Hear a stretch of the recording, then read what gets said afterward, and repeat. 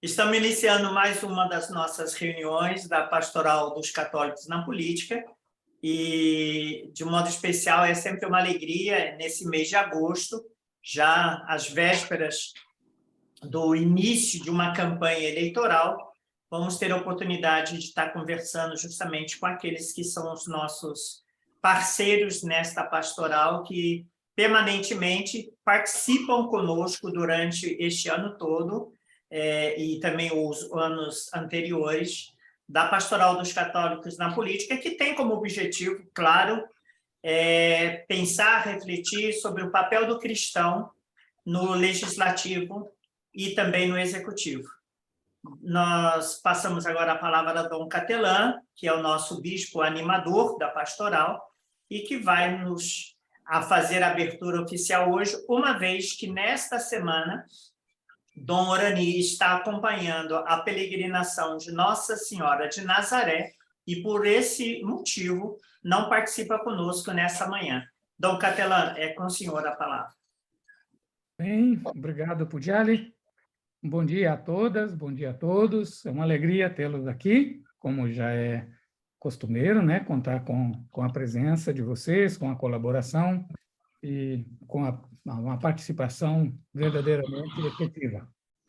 Eu gostaria de fazer a abertura hoje com uma oração que foi composta por esse santo aqui, São Charles de Foucauld, bastante conhecido, um padre diocesano, com uma alma muito missionária e contemplativa, que foi canonizado no mês de maio deste ano. Meu Pai, a vós me abandono. Fazei de mim o que quiserdes. O que de mim fizerdes, eu vos agradeço. Estou pronto para tudo.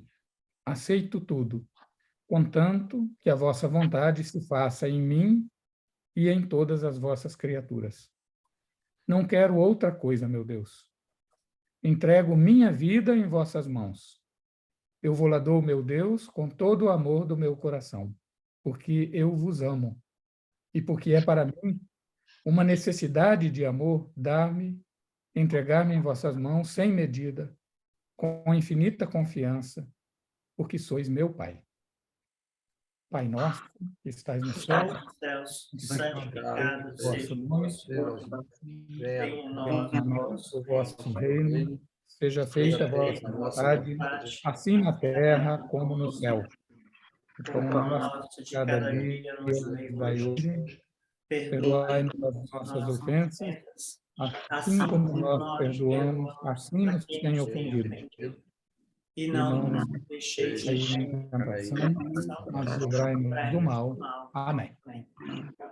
Tudo bem. Pugliali, com você. Obrigado, Dom Catelan. E a gente, então, hoje, nós não trouxemos nenhuma convidado especial, justamente porque tem alguns temas que a gente gostaria de estar conversando e partilhando juntos nesse momento que o país está vivendo, né? Nós estamos antecedendo esse período eleitoral, segunda-feira, na verdade, acho que é terça-feira, né? Terça-feira, dia 16, inicia oficialmente a divulgação de um processo eleitoral, onde os candidatos podem estar já fazendo justamente a sua divulgação de número, fazendo o que a gente chama do processo da campanha eleitoral. Então, hoje, a gente acha oportuno estarmos conversando, e eu queria pedir justamente a começar pelo professor Geraldo e depois passar a palavra a cada um, que a gente possa estar, em breves palavras, comentando a importância desse ato que aconteceu da Carta aos Brasileiros e Brasileiras, né, em defesa do Estado Democrático e Direito, que foi tão noticiado, que foi tão falado durante esses dias e que, sem dúvida nenhuma, está sendo a pauta da discussão da sociedade hoje. Qual é o papel da democracia e do Estado de Direito nesse processo eleitoral?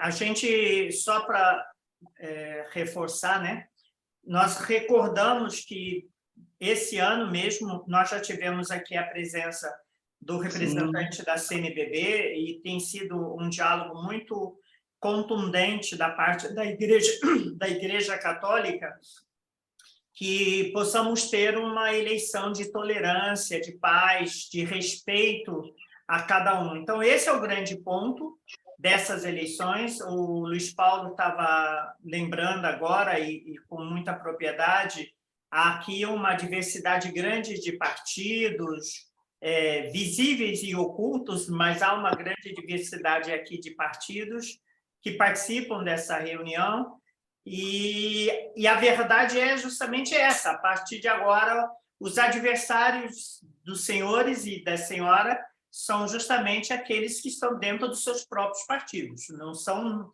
aqueles que estão aqui participando desse grupo, né? Então, vocês vão concorrer com os próprios pares de dentro do partido. Então, tudo isso vale a gente estar refletindo hoje.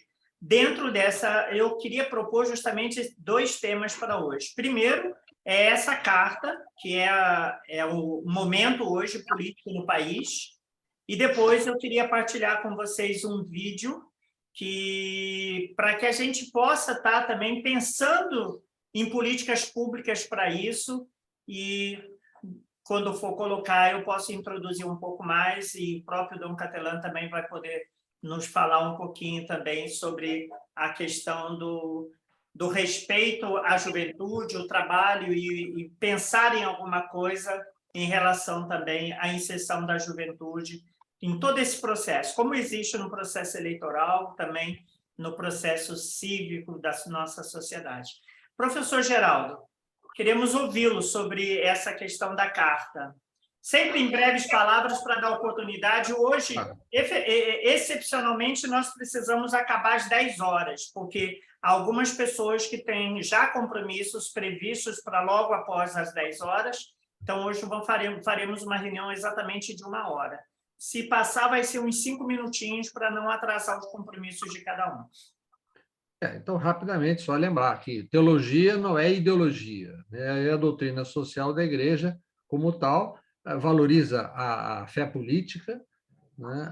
Acha que realmente é importante a participação. Temos esse belo exemplo aqui dessa diversidade, variedade de pensamentos católicos, de composições políticas não necessariamente partidárias. A DSI não é política partidária, é política com P maiúsculo. A Carta aos Brasileiros foi uma coisa muito importante e significativa, que lembrou exatamente isso. Católicos e não católicos estavam presentes lá, e realmente o que a Igreja pede, na doutrina social da Igreja, é que a política seja uma promoção do bem comum, a busca do bem comum, de todos os valores, políticas públicas, né? No caso brasileiro, mais do que nunca, penso que nessas eleições é questão da educação, da saúde, habitação, segurança, saneamento básico, são grandes desafios que os nossos políticos, não só na área da presidência, da governança, mas também do legislativo, têm que se debruçar sobre isso. Esse é que são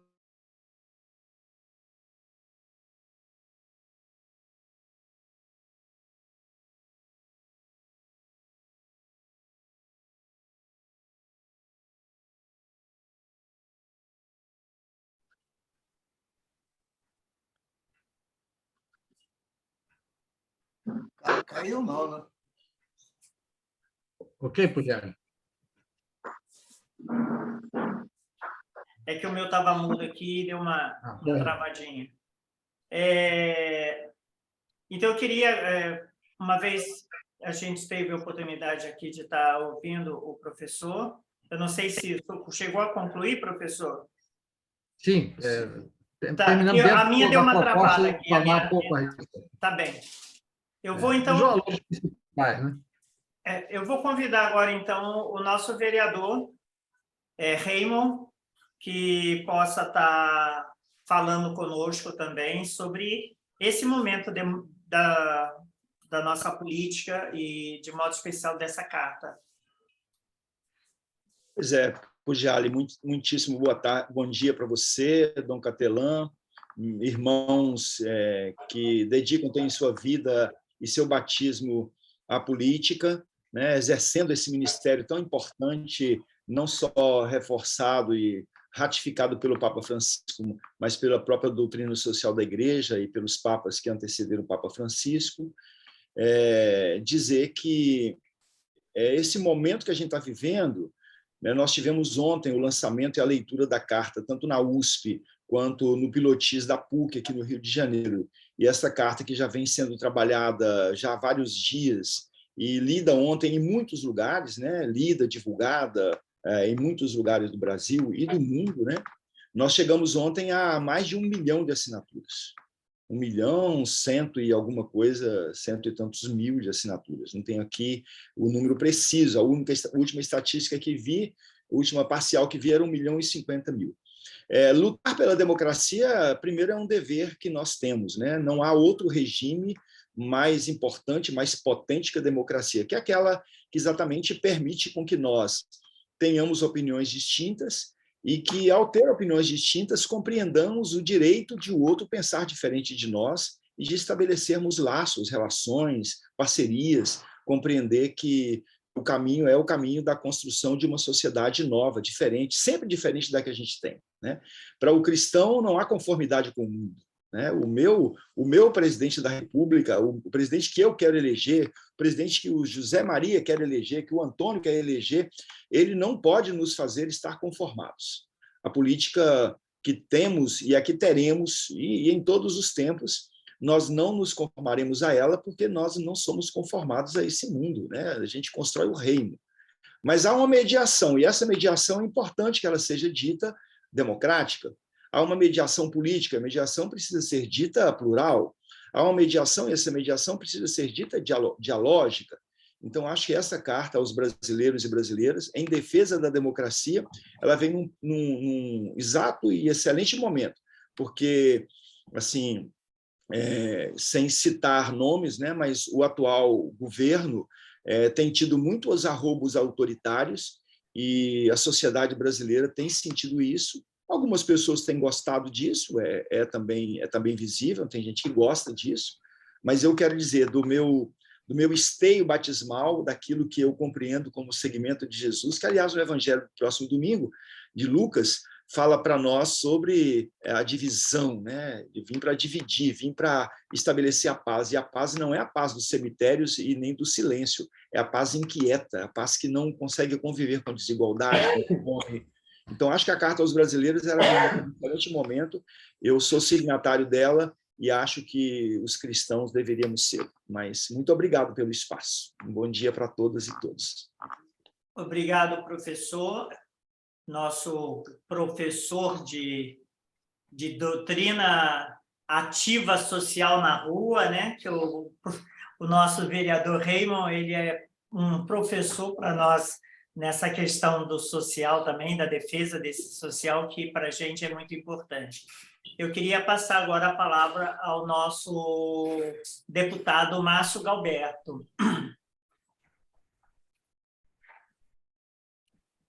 Obrigado, Pugiali. Muito obrigado mais uma vez. Quanto a esta carta, por óbvio que ela parte de um factoide, né? Essa carta ela não tem contato, ela não tem enraizamento na realidade dos fatos. Que me perdoe o colega que falou antes, mas arroubos autoritários estão sendo praticados pela mais alta corte desse país. Arroubos autoritários estão sendo cometidos por militantes. Por exemplo, um vereador do PT que ingressou dentro de uma igreja no Sul e atrapalhou uma missa de forma abrupta, violenta. Arroubos de autoritarismo estão sendo cometidos nesse país quando um grupo de militantes LGBTQI+, numa jornada mundial da juventude, foram para Copacabana e eu não vou nem entrar em detalhes para informá-los o que eles fizeram com imagens de Nossa Senhora e crucifixos. Ou então, quando feministas invadiram a Igreja Nossa Senhora de Copacabana, seminuas, e interromperam mais uma vez uma missa. Então, assim, eu não vejo por onde nós podemos dizer e testemunhar e comprovar que, nesse momento, o atual presidente da República, pelo menos não até agora, e eu não acredito que teremos, nenhuma atitude autoritária, nenhum gesto, pelo contrário. Agora, se autoritarismo é você manifestar sua opinião, se autoritarismo é você deixar claro o seu patriotismo, se autoritarismo é você deixar claro que acredita em Deus, que é contra o aborto, se autoritarismo é você querer que criminosos sejam combatidos dentro da lei, mas também com vigor, para que os cidadãos de bem possam transitar, possam usufruir de liberdade. Se autoritarismo é você querer defender a Constituição, pedir mais transparência, então, de fato, nós estamos num país autoritário, mas precisaremos rever os nossos conceitos na mesma toada. Então, essa carta que foi feita, ela foi feita por uma seita para seita. É um pequeno grupo ideológico que nós sabemos, e ela foi feita para os seus, mas não condiz com a realidade, ela não é verdadeira, e todos nós sabemos disso. Tanto é verdade que também foi feito um manifesto, e esse manifesto que foi feito já está também ele com mais de 1 milhão de assinaturas, certo? Então, eu não poderia deixar de pontuar essas questões, porque foi construído um fantasma, um espantalho, e aí estão batendo nesse espantalho, e nós sabemos que uma tese, uma teoria mentirosa 1000 vezes defendida, espalhada, propagada, poderá vir a ser uma verdade em algum momento. É isso que estão tentando, né? Então, assim, não existe essa tentativa de quebra da democracia, muito pelo contrário. Isso poderia ter acontecido quando um deputado federal, ainda que nós não concordemos com nada daquilo que ele diz, e eu tive a oportunidade de dizer isso pessoalmente para esse deputado, mas ele tem todo o direito de se manifestar, e mesmo assim foi preso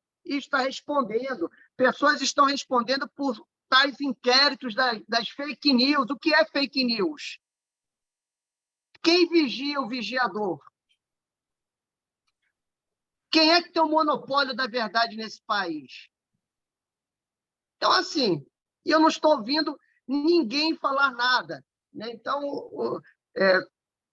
que me perdoe, vereador que me antecedeu, né? Mas eu discordo radicalmente dessa carta, né? Dessa tal carta pela democracia, porque ela é inverídica, e eu não posso, pelo meu compromisso católico, eu não posso compactuar com a mentira, não é mesmo?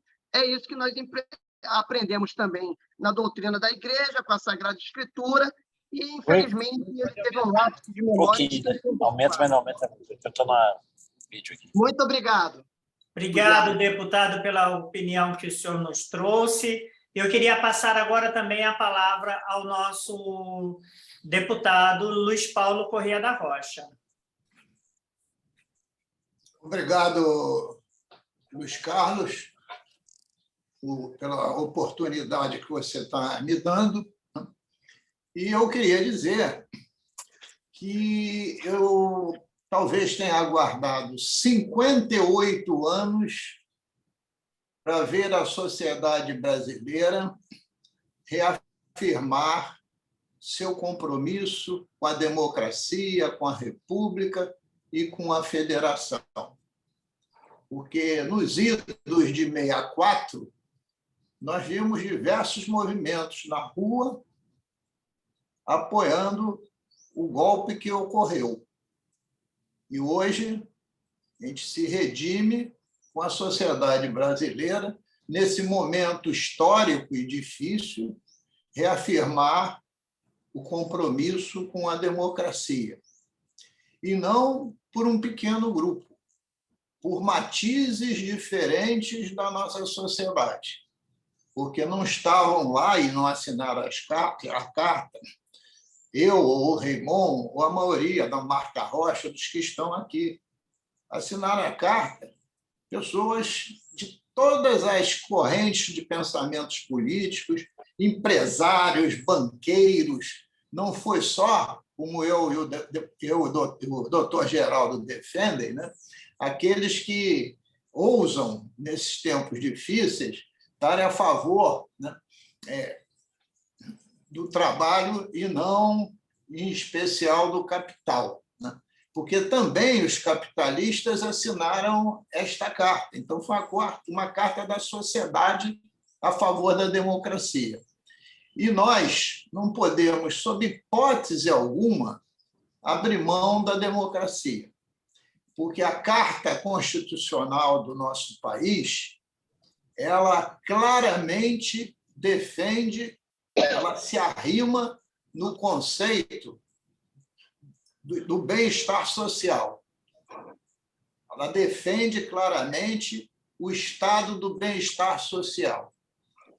E a doutrina social da Igreja também se arrima no estado de bem-estar social que foi pactuado entre diversos países capitalistas do mundo depois da quebra da Bolsa de Nova York em 1919. Então, isso foi pactuado mais ou menos em 1934. Então, esse estado de bem-estar social é aquele que defende que o Estado tem o dever de interferir muitas vezes na economia, definir as diretrizes do país e que tem que ter um compromisso basilar com a educação, com a saúde, com a assistência social, com a previdência, isto é, com os mais necessitados. Então, foi um ato bastante relevante, porque as vozes dos autoritários não se fala hoje só no Brasil, não. Tem aí fatos em outros países extremamente graves, como no próprio Estados Unidos, lá com Trump, como a invasão que o Putin promoveu da Rússia, né? E que está promovendo lá dezenas de mortes, de destruições, né, no seu país vizinho.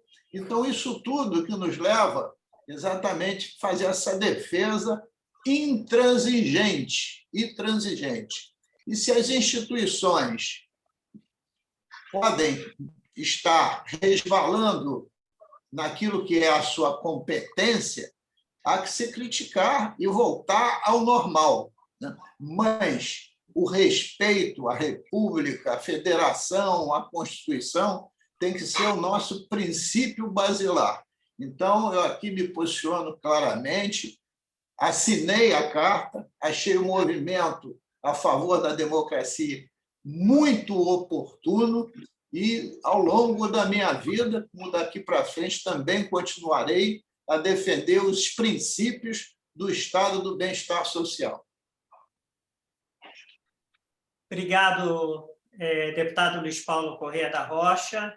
Quero passar também agora a palavra à nossa nobre deputada Marta Rocha.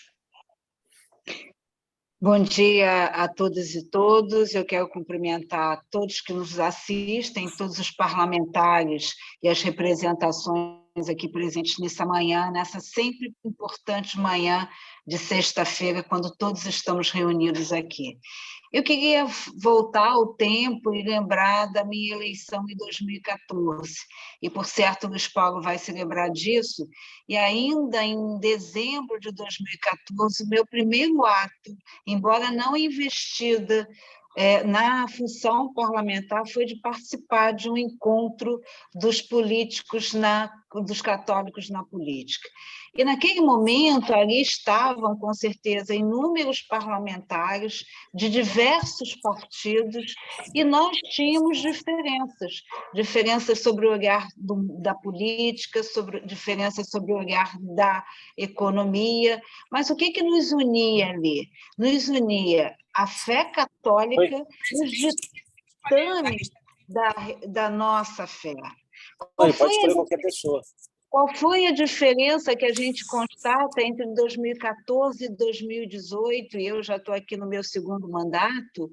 A diferença entre 2014 e 2018 é que as eleições de 2018 encontraram não divergência de opinião, mas o ódio entre as famílias, o ódio entre aquelas pessoas que não dispõem do mesmo entendimento.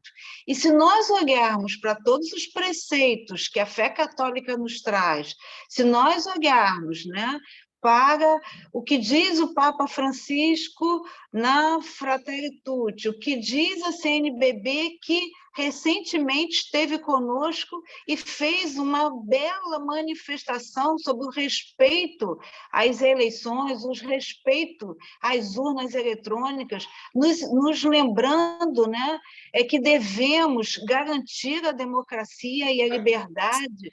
Então, na verdade, eu acho que o ato de ontem, e eu quero aqui aplaudir e dizer o quanto eu fiquei orgulhosa da PUC, do que o grande momento no estado do Rio de Janeiro foi o ato que aconteceu na PUC.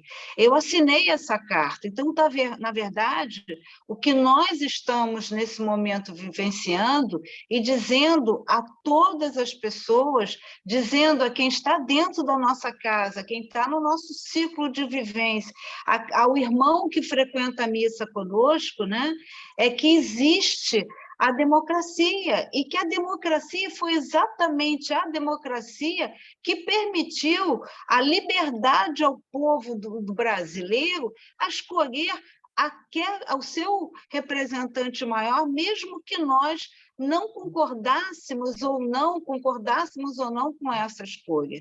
Então, eu quero dizer que, quando toda vez, né, que leio a Bíblia, ou lembro dos ensinamentos de Jesus Cristo no Pai Nosso, quando diz: amai-vos uns aos outros como nós mesmos. Então, tudo isso nos leva a dizer que é importante, sim, garantir a democracia, e é importante que nós não esqueçamos que a nossa função na política é, antes de tudo, a garantia do bem-estar social. Então, é para isso que nós, como políticos católicos, devemos exercer o nosso mandato. E é óbvio, né, que nós sejamos, qualquer que seja a nossa ideologia política, é óbvio que nós nunca vamos esquecer, né, do direito à vida, do direito ao bem-estar social e de outras questões que são tão importantes para a fé católica. Então,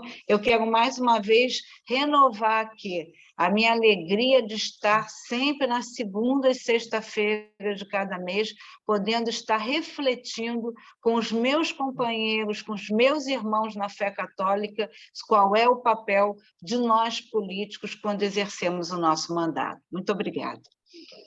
Obrigado, deputada Marta Rocha, por suas palavras.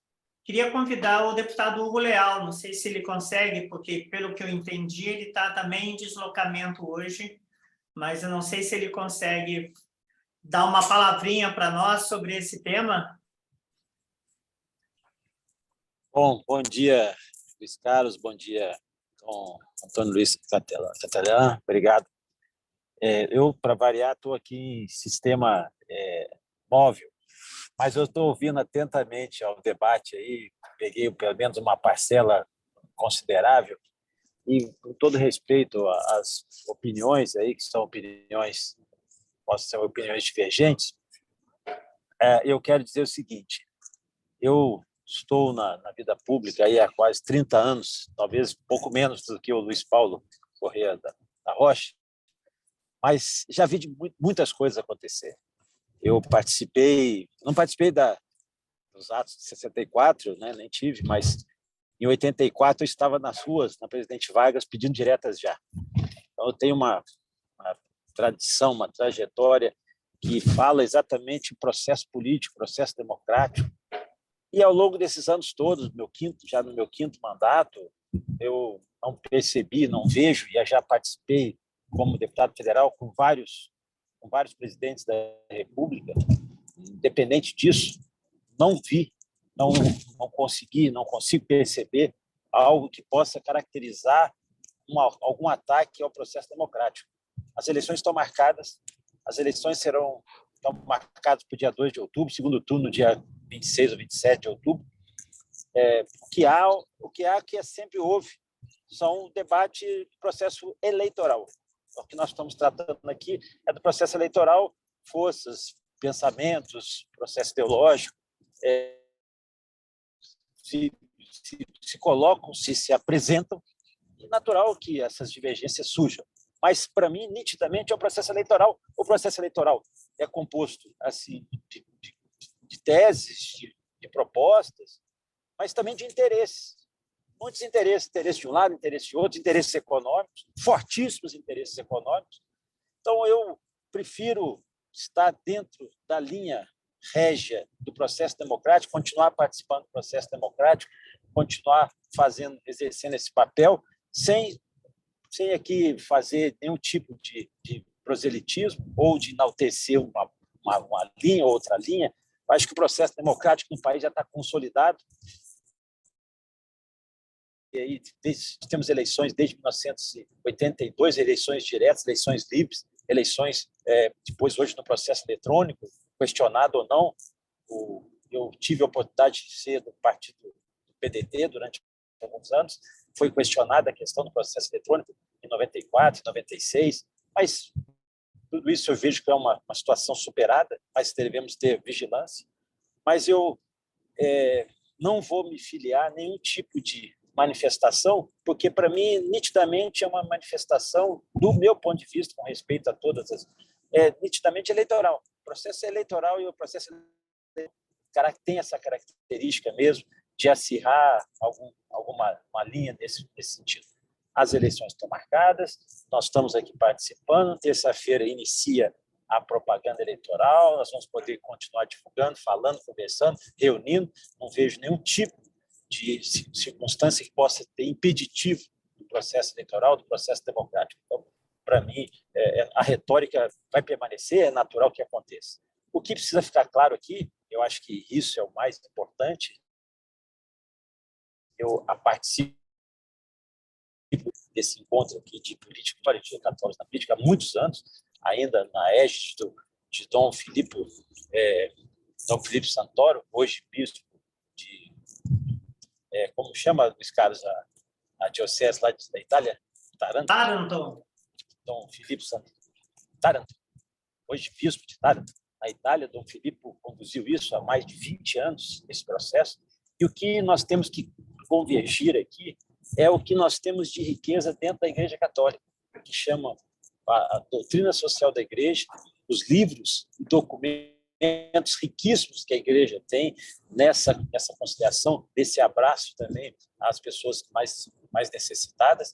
Ou seja, a nossa fé tem que estar inabalável no sentido de que nós permanecemos acreditando, que nós permanecemos confiando dentro da nossa fé.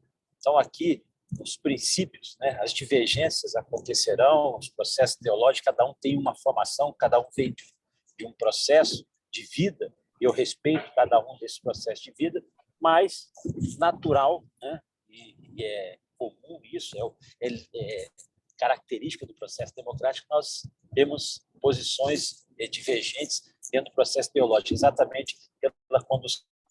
O que não pode haver, exatamente, são ataques de caráter pessoal, de caráter, entendo assim, de baixo nível, porque eu acho que isso aí não contribui para o processo democrático, não contribui para o processo eleitoral. Vejo que aqui, nosso ambiente aqui é um ambiente que favorece muito. O que talvez nós precisamos mais aí, Luiz Carlos e Dom Antônio Luiz, é discutir, trazer os temas, especiais temas, e os valiosíssimos e preciosíssimos documentos da nossa doutrina social da Igreja e os documentos que são emitidos também pelo Vaticano, documentos riquíssimos desse processo da condução, da construção.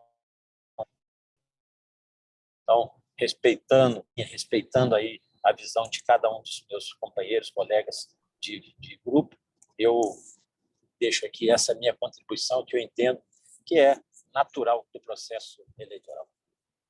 Obrigado, deputado Hugo Leal.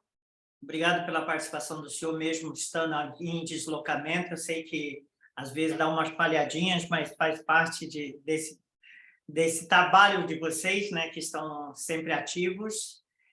Queria pedir, então, se o nosso deputado Otávio Leite, seja bem-vindo, possa estar falando, então, agora, em breves palavras também, sobre a sua avaliação, sobre a sua posição, que o senhor tem a nos falar um pouquinho sobre essa questão dessa carta que foi enviada, né, divulgada nesse último dia 11. Muito bom dia, Luiz Carlos, a todos. Eu queria cumprimentar Dom Catelan, em seu nome também abraçar todos que aqui estão, os meus colegas que postulam também uma cadeira no parlamento, seja em nível estadual ou federal. Eu acho que a carta ela vem na esteira de inúmeras articulações e iniciativas no âmbito da sociedade civil que tem como objetivo chamar a atenção para a relevância de um pressuposto, qual seja o valor universal da democracia. É um pressuposto da vida coletiva, da organização de um Estado, que se quer de direito democrático, da fixação das regras básicas das disputas políticas, sobretudo porque o homem intrinsecamente, como animal político, busca poderes, né? Então, essa basilar consideração, que eu intitulo como pressuposto, é algo que tem que estar já imanente, intrínseco à praxis de todos, né? Não há o que se discutir isso, e é péssimo e é preocupante identificar que, essa altura do nosso estágio civilizatório, tenhamos que identificar movimentos, de pessoas gastando tempo com uma coisa que não era para gastar tempo. Em síntese, né? A própria CNBB, como eu disse outrora, apenas como exemplo, não faz muito tempo, firmou um protocolo de intenções junto ao próprio Tribunal Superior Eleitoral para propugnar por essas bandeiras, esses ideais, etc. Né? Então, eu acho que é tocar para frente, certo? É olhar para frente e se respaldar, se inspirar na concretude do valor universal da democracia. Né? Os cães ladram, a caravana passa, e a sociedade brasileira, é evidente, na sua ampla maioria, propugna por um ambiente que seja pautado pelo Estado de Direito Democrático. Então, eu acho relevante, acho importante, e no segundo tempo dessa partida, acho que marcou-se uma posição muito né, contundente. O segundo tempo da partida é a apresentação de propostas. São os candidatos em todas as esferas apresentarem à sociedade quais são as suas ideias em relação ao futuro. E me permita só um parênteses, sublinhar, a Lei 9504, que rege as eleições, no seu artigo 11, fixa quais são as obrigações de um candidato majoritário. Isso está lá esculpido em vários incisos, que tem que apresentar certidões, apresentar documentos mais variados, e, inclusive, apresentarem as suas propostas, as suas plataformas de governo, os seus programas de governo. Esse dispositivo foi proveniente de uma iniciativa minha como parlamentar, em 2009, e até hoje eu não consigo que ele seja assim muito ressaltado, né? Porque os candidatos, em geral, entregam qualquer documento, registro e ponto final, mas o objetivo é que se coloque em documentações que registrem em cartório eleitoral exatamente quais são as propostas de cada um. É uma espécie de antídoto prévio à demagogia, né? Ou seja, há um orçamento, o que é possível ser feito, como engrossar esse orçamento. Ah, vai aumentar imposto? Então escreve lá que vai aumentar imposto. Caso o candidato eleito venha ofender aquilo que ele apresentou como bandeira, como conteúdo para sensibilizar eleitores e obter votos, se houver esse choque, está aí a matéria-prima do recall no Brasil, né? Então, eu queria sugerir que esse fosse um ponto assim destacado, certo? Como uma diretriz. Olha, os candidatos precisam apresentar as suas propostas, mostrar visibilidade. Eu fui ao presidente do Tribunal Eleitoral, ele disse que ia abrir uma janela específica no site do tribunal, etc., etc. Que as pessoas têm que falar o que elas pensam. E uma revelação do conteúdo do que se quer fazer antes, durante a campanha, será algo muito importante para a sociedade acompanhar a execução daquelas bandeiras, daquelas propostas. Não sei se me fiz bem entender, mas é isso, eu acho isso muito importante e penso que o ato de ontem, no dia 11 de agosto, outrora nós outros tinham o lado, né, assim, eu diria, mais pitoresco do 11 de agosto, dos penduras, né, que a rapaziada do direito dava. Eu tenho vários penduras, mas o 11 de agosto se revestiu de uma dimensão política, né, muito, muito importante para a nossa história. E eu penso que o ponto seguinte é exatamente agora partirmos para os debates, para as conversas, ir ao encontro das pessoas e mostrar, olha, fulano propõe isso, fulano propõe aquilo, eu proponho isso, em todas as esferas e estaturas eleitorais. Era isso, Luiz Carlos, apenas essa contribuição. Muito obrigado. Obrigado, deputado Otávio Leite, pela sua participação, sempre muito rica também, né, para que a gente possa estar aprofundando esses temas. Eu queria partilhar com vocês justamente uma tela, e nessa tela a gente tem uma frase. Então, deu um erro aqui. Não sei por que não está conseguindo compartilhar na tela. Bem, eu vou ler... Luiz Carlos, você pulou o Fred. Sim, eu vou... Fred, você poderia, então, enquanto eu vejo aqui, você poderia dar uma palavra para a gente sobre isso? Fábio Gialli, bom dia. Também obrigado, cumprimentando o Dom Catelã, sua bênção, e a todos os presentes. Eu penso, tentar de maneira bem sucinta, eu acompanho um pouco a fala do meu amigo Hugo Leal. Acho que nós estamos vivendo um momento muito complexo, mas também é o momento das eleições, então as opiniões elas ficam de maneira... elas ficam acaloradas, não é? E me entristece, na verdade, saber que nós precisamos lembrar que há democracia no Brasil. E essa talvez seja a grande questão que levanto aqui. Nós temos uma carta democrática, que é a Constituição brasileira. Nós temos uma carta que nos diz exatamente aquilo que nós precisamos fazer enquanto cidadãos. Então, quando em algum momento a gente precisa estabelecer algum outro instrumento para reforçar aquilo que nós já estamos vivendo, aquilo que nós vivemos em um país absolutamente democrático, isso me entristece. Mas, ao mesmo tempo, eu também penso que isso é um ato de liberdade. Nós precisamos respeitar aqueles, então, que pensam que é necessário tomar essa decisão. Então, acho que a grande questão é que se instrumentaliza alguns contextos e alguns atos. Eu acho que, nesse momento, esta carta ela também não pode ser usada como um ato, como um instrumento eleitoral. Eu acho que isso é ruim, porque ela, sim, acaba, em algum momento, enfraquecendo o processo democrático que nós já vivemos e que nós precisamos viver. Acho que já disse isso no começo, acho que, em algum momento, as polaridades, os contrários, eles não são bons. Eles, em todos os momentos, as polaridades se mostram que são radicais, e o radicalismo ele não constrói, né?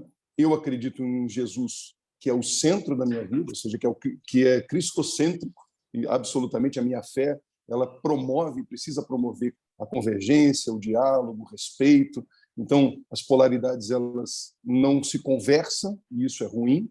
Então, em algum momento, eu acho que qualquer documento, carta, que venha apontar dedos, não é? Ao invés de dizer que nós somos um país que, de fato, constrói democracia, que consegue conversar, que consegue divergir. Se eu tenho que ter um documento extra para dizer isso, me entristece, pessoalmente, como cidadão brasileiro, como um homem do direito, que sou formado em direito, então estudei a Constituição, então digo que nós temos talvez um dos grandes instrumentos de liberdade no mundo e precisamos exercê-la. Então, em contraponto também, respeito o ato, respeito a decisão de se falar sobre isso. Acho que nós precisamos ouvir, né? Ouvir aqueles que querem dizer e respeitar as opiniões que são contrárias também. Então, acho que nós temos hoje um processo eleitoral e isso está acalorado e acho que a gente tem que aproveitar o tempo para o debate, fazendo aqui a palavra também do caríssimo Otávio Leite. Temos que aproveitar para debater as ideias, debater as propostas para fazer que o Rio de Janeiro e o Brasil seja cada vez melhor e atenda aqueles que de fato mais precisam. Obrigado, Fred. A frase que eu queria destacar que está na carta é: sabemos deixar ao lado divergências menores em prol de algo maior, a defesa da ordem democrática. Isso envolve todos os processos que a gente está vivendo neste momento, e eu substituo essa frase também com uma frase do Papa João 23, São João 23, que diz que há muito mais coisas que nos unem do que coisas que nos separam. Então, eu acho que esse é o grande ponto. Nós, hoje, sem dúvida nenhuma, este momento é um momento importante. Eu concordo plenamente com o deputado Otávio Leite, que é o momento de se apresentar propostas, de se registrar propostas, para que a gente possa acompanhar, depois de eleito, se aquilo que foi indicado como um plano de trabalho, né? E a gente fala plano de trabalho efetivamente, né? E esse plano de trabalho ele se torna efetivo, ele se torna algo que possa ser algo contundente. Como a gente se propôs a terminar logo no início, após 10 horas, eu queria passar, então, ao Dom Antônio Catelan, já estou colocando ele como deputado, gente, ao Dom Antônio Catelan, nosso bispo animador, né? E já saudar, né, que acaba de entrar também a Crispa Nieto, aqui está conosco, também acabou de entrar. E eu queria, então, passar ao senhor para que o senhor fizesse uma conclusão, né, dessas nossas falas de hoje. E no próximo encontro, que vai ser em setembro, eu vou trazer para vocês, então, uma reflexão sobre a juventude, né, que é um vídeo que a gente nós, do Catelan e eu, recebemos, e nós também estamos convidando alguém também da área de governo para falar sobre essa questão da juventude e o papel do jovem na inserção. Dom Catelan, com o senhor o fechamento, palavras finais e oração e bênção. Ok, muito obrigado, Udiale. Escutei com muito gosto o posicionamento de cada um dos senhores, da senhora, a respeito dessa questão, e também constatei com muita satisfação, com muito gosto, o entusiasmo em que se encontram para o início do período propriamente eleitoral, que se abre imediatamente aqui à nossa frente.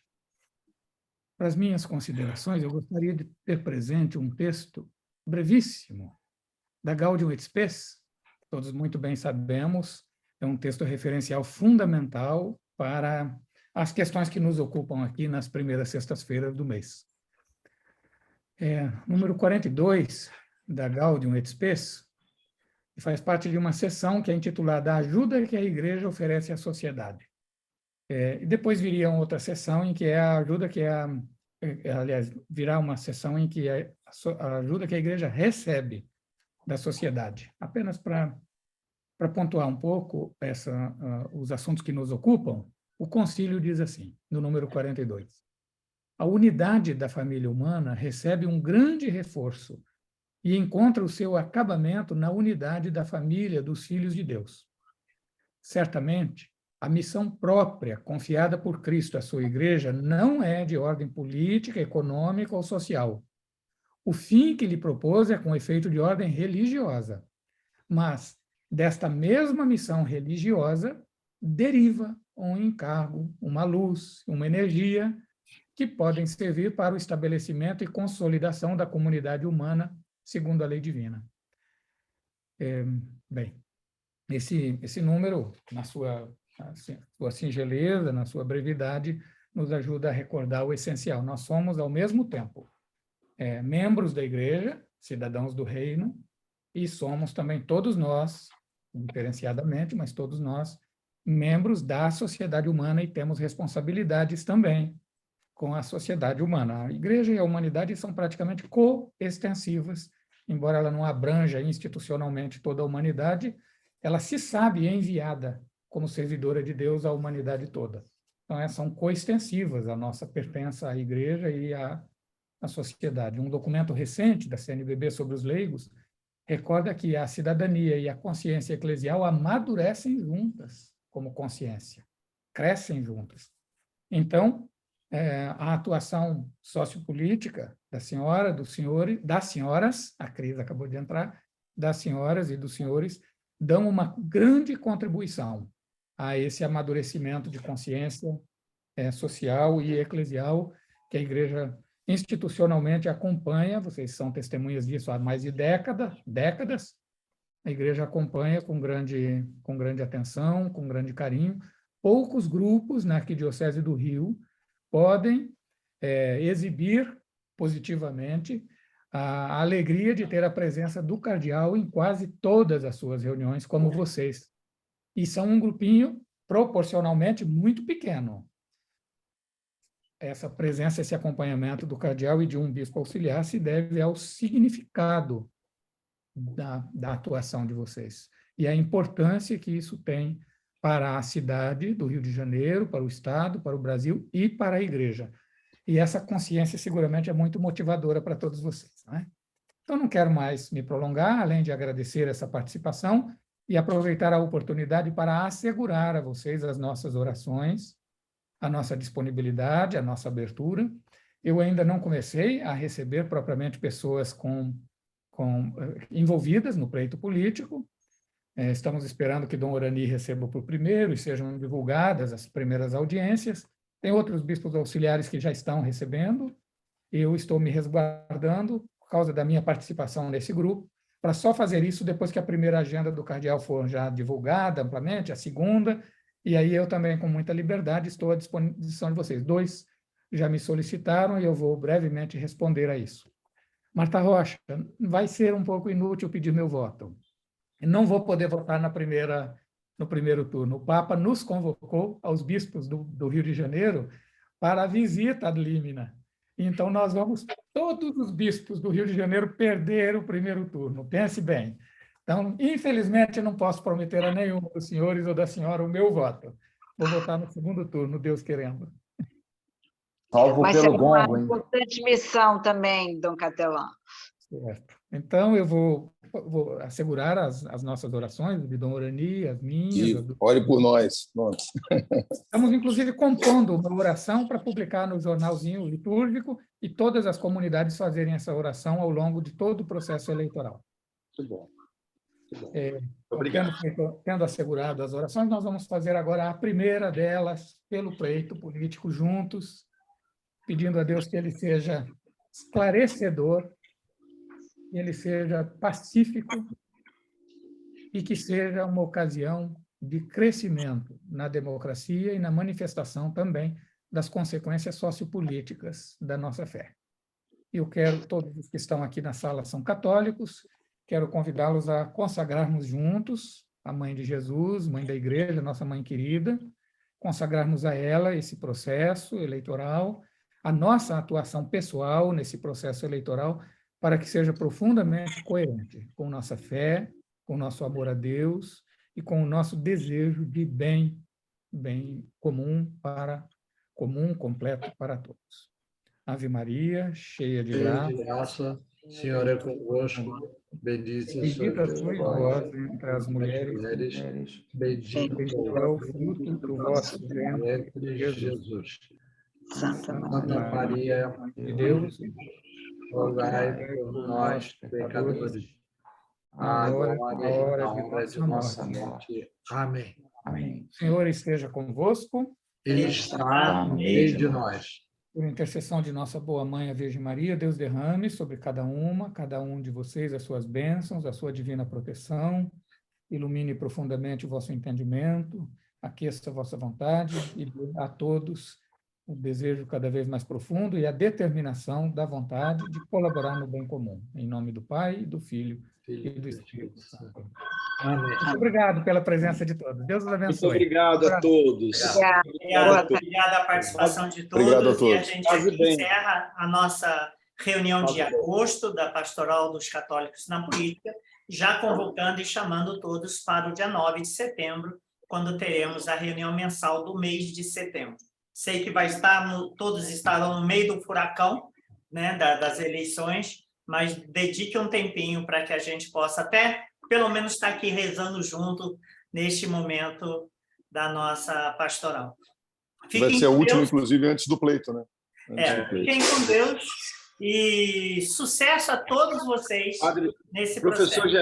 Professor Geraldo e o Pudiali não estarão na Límia, portanto, eu estou aqui como candidato pedindo um voto. Só não posso dizer o número ainda, viu? Só Mas terça-feira a gente só vai saber. terça-feira. Terça-feira a gente vai saber esse número. Terça-feira saberemos. Catelão, muito verdade. obrigado, querido.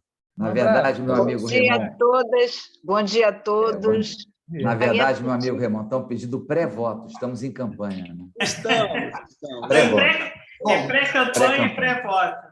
Bom dia a todos, bom dia, Otávio. Bom dia a todos. Bom dia. Bom dia a Abraço. todos, que Maria Santíssima vá na frente, nos iluminando sempre. Um bom dia, Amém, obrigada. amém. Renata, Deus abençoe a todos Até mais. vocês.